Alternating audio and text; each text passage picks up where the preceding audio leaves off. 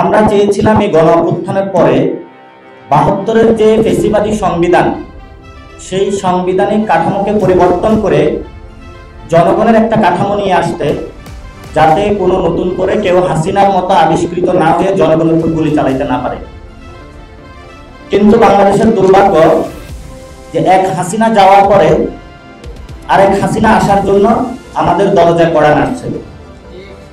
তারা কি করলো? সংস্কার কমিশনে গিয়ে গুন্ডামি করলো এবং সেখানে যখন সব দল একটা বিষয় ঐক্যমত পোষণ করেছে, সেখানে তারা ভেটো দিল, বললো আমরা এটা মানবো না, খেলায় আছে কিন্তু তাল গাছটা আমার।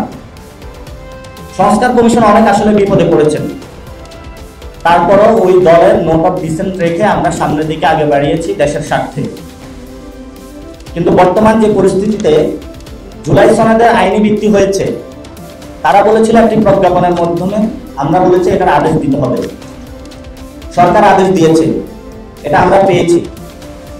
সাথে সাথে আমরা জানিয়েছিলাম যে ডক্টর ইউনূস দিতে হবে, শাহাবুদ্দিন চুপ্পু এটা দিতে পারবে না। ফলত আমরা জুলাই সনদের আইনি ভিত্তি পেয়েছি, কিন্তু নৈতিক ভিত্তি জায়গাটা আমরা পাইনি।